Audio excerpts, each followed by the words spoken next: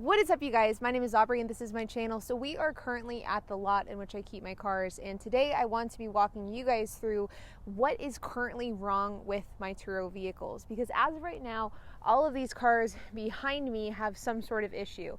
So I want to break down what these issues are, what I'm going to be doing to fix them, what the numbers of these issues are going to work out to be, meaning how much money am I expecting to either make or lose off of these problems. And I'm going to be breaking down my game plan with my Turo fleet moving forward, because there has been a ton of changes to my fleet in the last about a week. So let's get started. So first and foremost, we have my 2009 Hyundai Accent. This is just a basic Hyundai Accent. It's not quite a base model, but it's not too far off from one either. So a few days ago, we had a guest tell us that she had a flat tire with my Accent. You can see here that this is the tire. Now, she told us that she had a flat tire, and I'm going to insert a video of HP's TikTok that he posted of this tire, because this was not simply just a flat tire. This tire was destroyed.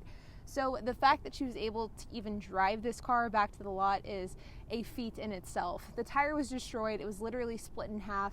We got reimbursed for the tire. I was reimbursed $272 for the tire. I did have to pay a deductible on that. I was able to break even off of that transaction because of the fact that I got a refurbished wheel. So I had to buy a new wheel. I got that refurbished. Then I had to get a new tire for the car as well. All in all, I ended up breaking even just about $272, which was what I was paid out. So I wasn't able to make any money off of that transaction, but fortunately Turo was able to cover my costs for that.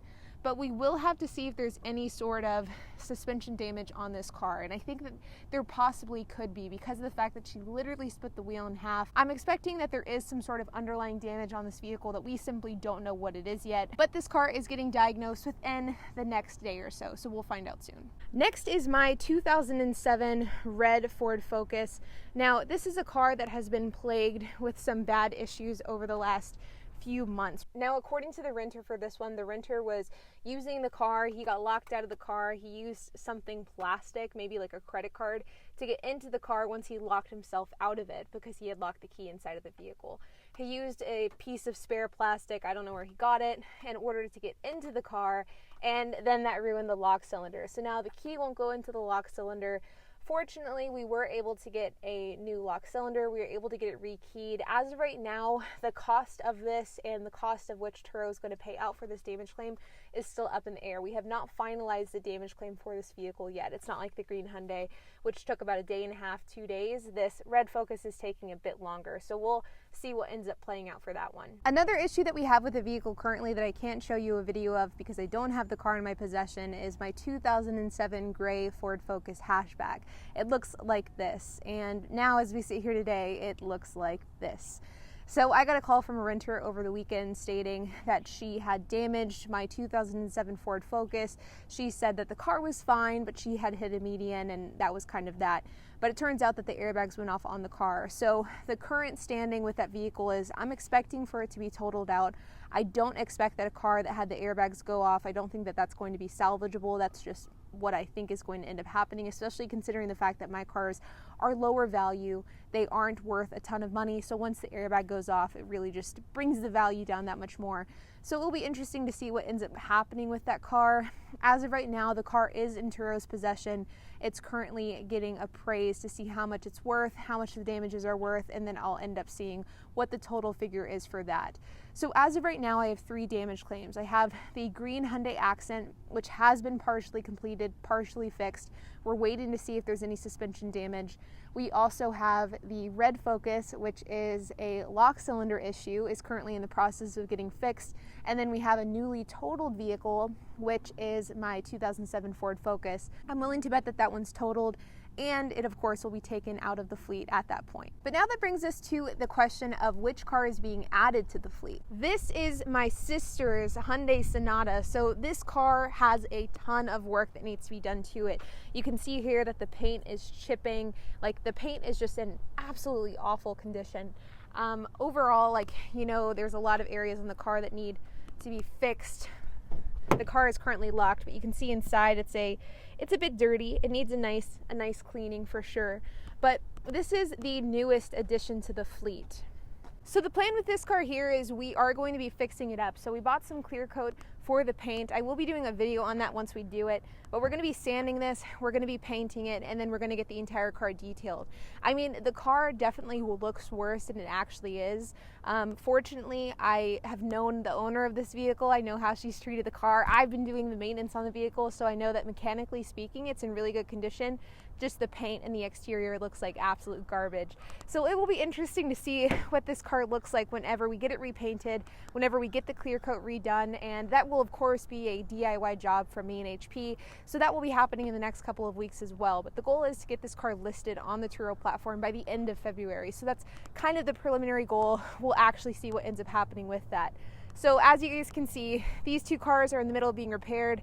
This is the newest addition to the fleet. And now we bring us to two cars that are just currently the bane of my existence.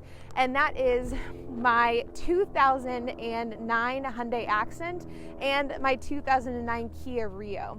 Now this Hyundai Accent on the surface is a pretty decent car. I mean, it drives well, and the interior, it looks good. I really like this car. And the car isn't quite as basic as some of my other cars, which is of course a plus as well. But the problem is the car just has not been reliable enough to send out on a rental. I feel like I am not confident enough in the car in order to rent it out confidently to my peers. And thus we've been keeping it, and it's been sitting for about 6 months. The good news is we did find a buddy of ours that can fix this car, and we think that he'll be able to fix it, and we think that we'll be able to get it back on the road. The bad news is he currently has COVID, and as a result we have to wait until he's of course COVID free, and fortunately he has COVID, but he's doing okay. But we're going to have to wait until he is out of COVID, once he tests negative, and of course once he's no longer contagious, at which point he will take this car and he will fix it, and that will be like our one last shot and trying to get this car up and running, trying to get it active on Turo consistently, because as of right now this car has just been a complete dud. It's been rented out for a week at a time, then it sits for a month. Then it's rented out for a week, then it sits for a month. Fortunately, my sister did borrow this car from me over the holidays while it wasn't being rented out on Turo, and she drove it for a month and had no issues at all. So I think that this car right here is really close to crossing that finish line, but man, has the finish line been a long, long journey for this Hyundai Accent. And then the last car that is having just a lot of issues is the Kia Rio. So I did a video about the Kia Rio a few weeks back, and you guys were commenting on the video telling me that I just needed to sell the car, and I was in complete denial, and HP and I have come to the decision to just sell the car for a loss. Now I will be doing a video breaking down the finances of the car, how much I spent, how much it made versus how much I lost on the car, but all in all, you know, it's time to cut ties with that one.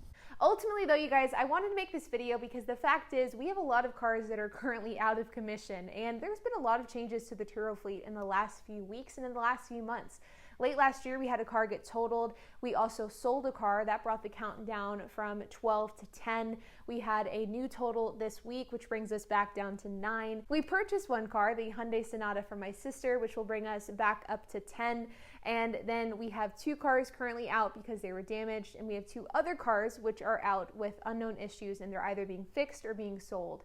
So there are currently a lot of moving parts with this Turo fleet, but the goal is to get everything 100% operational again by the end of February, and then once all of the cars are back on the road making us money, we will then start to add cars again to the Turo fleet to get us back to that like 12 to 15 fleet number. That's the goal.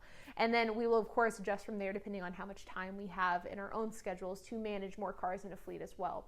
But ultimately, you know, this is just part of the business. Sometimes cars break, sometimes people get into accidents, and sometimes, if you're really unlucky, all of the stuff will happen at the exact same time, which is what is currently happening with my fleet. But I wanted to make this video because I think it's an interesting topic and an interesting peek into what running a Turo business is really like. Because if I sat here all day long telling you that Turo and running a Turo business was 100% passive and it was easy 100% of the time, I would be lying to you, and you guys would know that I would be lying to you. Sometimes things go wrong, and that's just the nature of business. But with it being said, you guys, I would love to hear your thoughts. If you have any questions, if you have any comments, if you have anything to add, make sure to leave a comment down below. And while you guys are at it, make sure to hit the like button, hit that subscribe button, and hit that notification bell. And I'll see you guys in the next video.